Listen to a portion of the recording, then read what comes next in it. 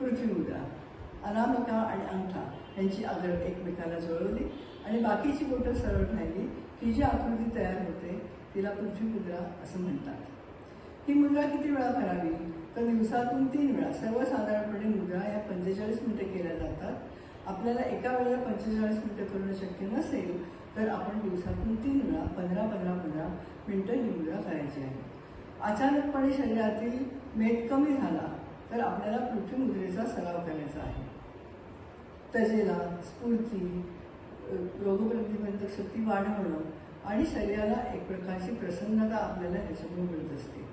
हाडांना बळकटी येते.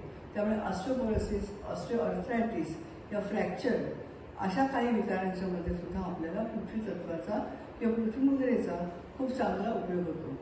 ज्यांना कॉन्स्टिपेशनचा त्रास आहे त्यांनी ही मुद्रा दिवसातून 3 वेळा जरूर करायला पाहिजे.